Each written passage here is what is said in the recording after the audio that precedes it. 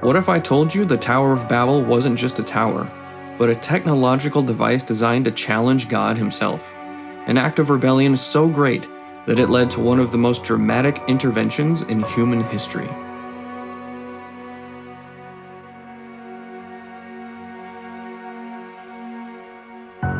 Imagine a time when humanity was united not by divine purpose, but by the rebellious ambitions of one man, Nimrod. The Bible paints him as an enemy of God, one who was attempting to recreate the corrupted pre-flood world through forbidden knowledge and technology. But was the Tower of Babel simply an architectural wonder, or was it something far more dangerous? Was it a deliberate act of defiance against God's perfect order? If you love uncovering hidden biblical truths, hit that subscribe button and join us in the conversation in the comments below. Genesis tells us the story of the Tower of Babel, a structure built by a unified humanity with one language. But their unity was fueled by rebellion. Nimrod, described as a mighty hunter before the Lord, led this defiance, and God's response was swift and decisive. Was God's act of confusing the languages merely a punishment, or was it a protection from something far worse? Many believe that the Tower of Babel was a technological and spiritual device designed to connect us to the corrupted pre-flood world and the hidden technologies that were at work in the world in those days. We see in some extra-biblical accounts, such as the histories by Josephus, that Nimrod was hungry for power, that he wasn't satisfied with God's plan for humanity to spread out across the land after the flood. He wanted to centralize power and control over the people in his day.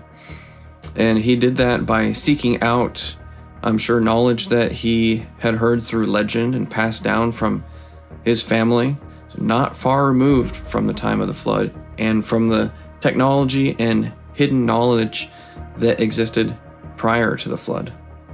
Nimrod, was he just a king, or was he something darker?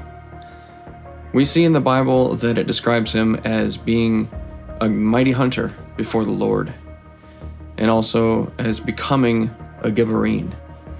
And I believe that's clear evidence for us that he wasn't just someone who enjoyed going out and hunting, or maybe he was kind of strong. I think that really paints us the picture, or gives us those clues, that it was much more than that. He was pursuing the path of destruction, the pursuit of hidden knowledge. What initially prompted humanity's fall into sin in the garden in the first place, and what brought the destruction of the entire earth with the flood, secondly. Here, the events here at Babel describe the third event of this uprising of darkness and temptation of humanity.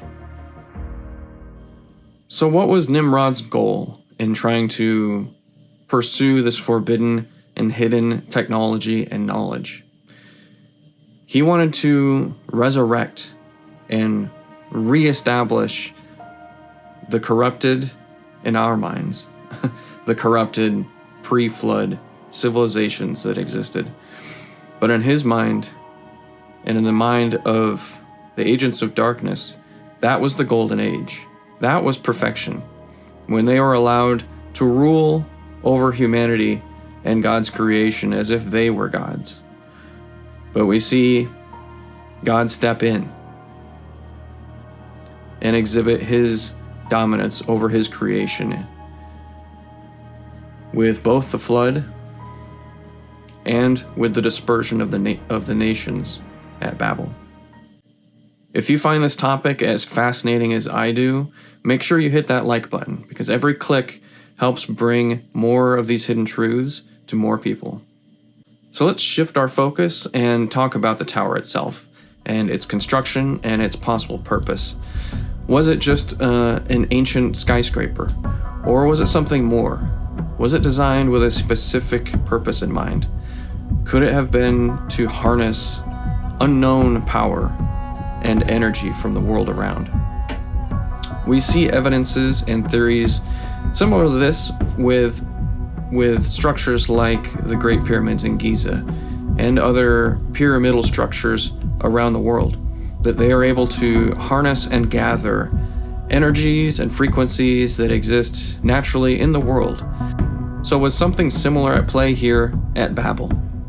We also see in the biblical text the tower's construction and how it was made with these kiln-fired, hardened bricks that were laid together with bitumen mortar in between, and that not only provided an extremely durable and strong foundation and structure for this tower, but it also provided a method of waterproofing it.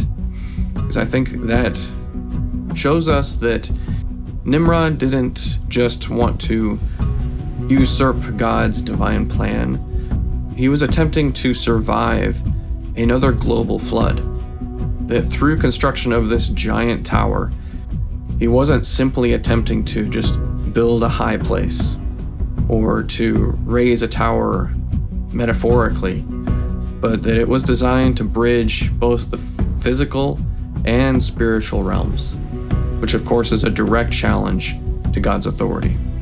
And that's why God's intervention was so drastic. Confusing human language wasn't just about punishment. It was about stopping a dangerous, unified rebellion in its tracks.